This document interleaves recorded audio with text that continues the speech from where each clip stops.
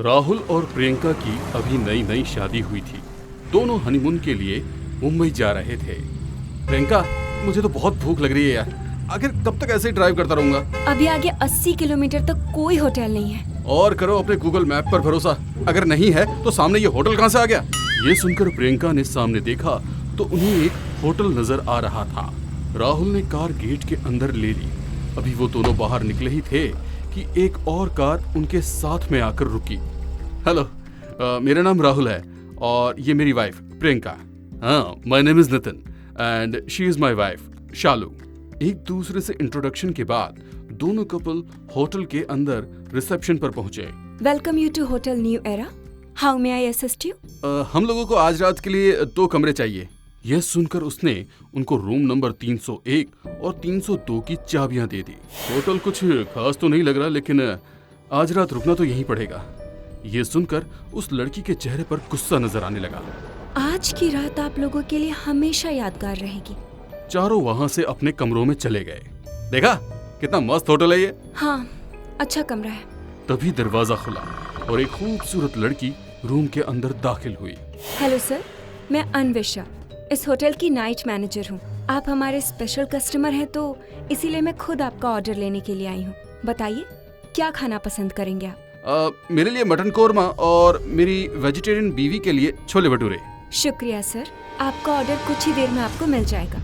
ऐसा कहकर वो वहाँ से निकलकर शालू और नितिन के कमरे में पहुंची। दोनों एक दूसरे के गले लगे हुए थे। अरे ये क्या बदतमीजी है? आपको नॉक करके आना चाहिए था ना। माफ कीजिए, लेकिन मुझे थोड़ी जल्दी है।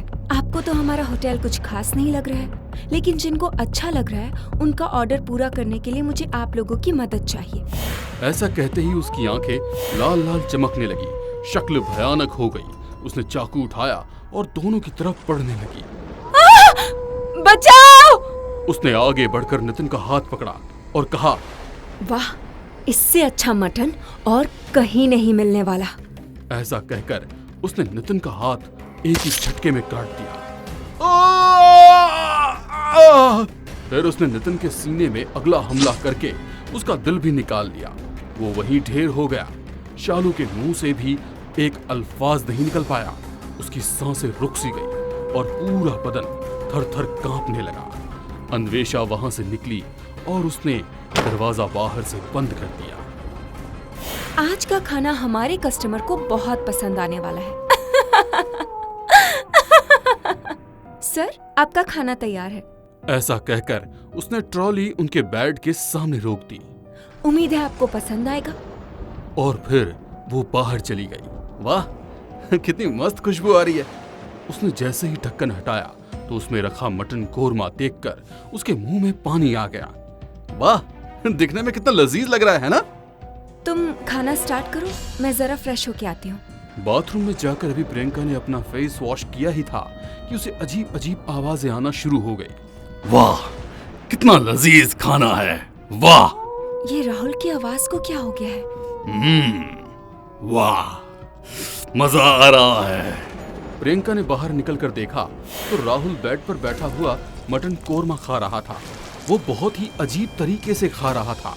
उसकी आवाज भी भयानक हो चुकी थी। उसके चेहरे पर जगह जगह कोरमा लगा हुआ था।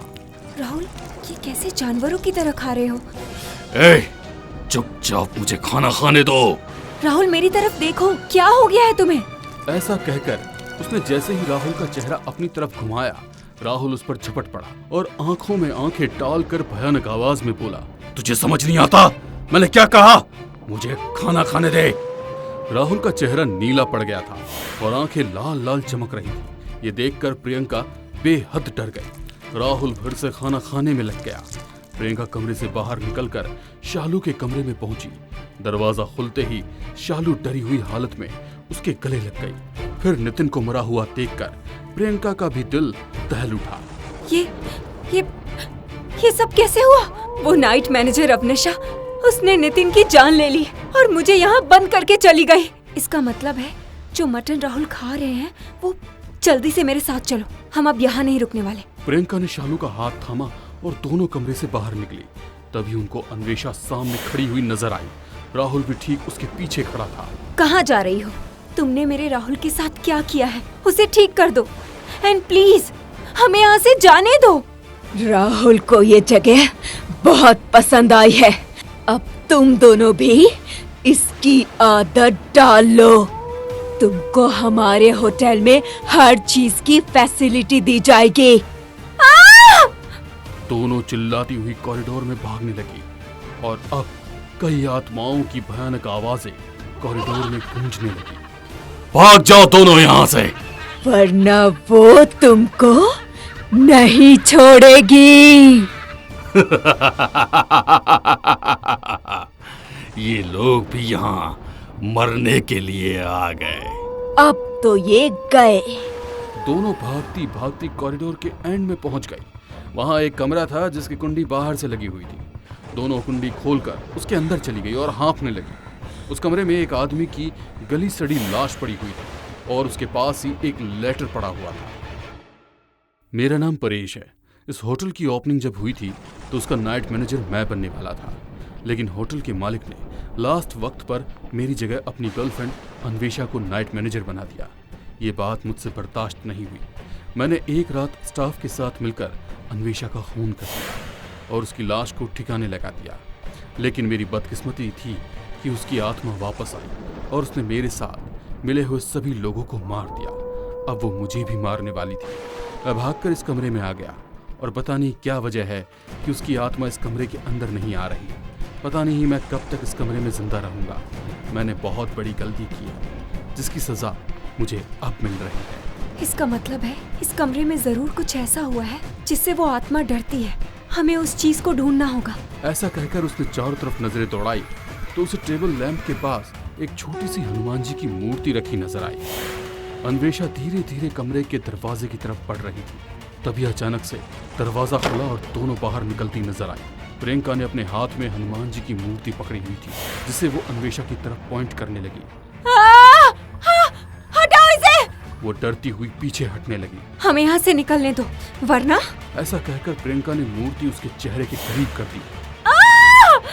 वो चिल्लाती हुई दूर भाग गई। प्रियंका और शालू अब तेजी से मेन डोर की तरफ बढ़ने लगे। प्रियंका, प्रियंका, तुम कहाँ जा रही हो? प्रियंका, मुझे यहाँ छोड़कर। देखो, देखो उसने मुझे कैसे बंदी बना रखा है। प्रियंका! राहुल, तुम ठीक हो? प्रियंका ने शालू को मूर्ति पकड़ा दी और राहुल के हाथों से रस्सी खोलने लगी। रस्सी के खुलते ही राहुल जोर जोर से हंसने लगा। राहुल भयानक रूप में आ गया और अन्वेषा भी वहां आ पहुंची। अब हम लोग हमेशा यहीं रहेंगे। हमारा हनीमून कभी खत्म नहीं होगा। तभी अन्वेषा ने प्रियंका की गर्दन पर अपने दांत कड़ा दिए। राहुल ने शालू को हाथ लगाया तो उसके हाथ में पकड़ी मूर्ति की वजह से राहुल को झटका सा लगा और वो दूर हट गया। शालू अब बिना रुके तेजी से वहां से भाग निकली। राहुल और अन्वेषा उसे दरवाजे पर रुककर देखते रह गए। शालू के कानों में अभी भी वही आवाजें आ रही थी। भाग जा, नहीं तो मारी जाएगी। 2 रातों बाद फिर से कपल उस होटल के अंदर गए। रिसेप्शन पर पहुंचकर उन्होंने कमरा मांगा तो उनको वहां राहुल खड़ा नजर आया। आज की रात आपके लिए हमेशा यादगार रहेगी सर।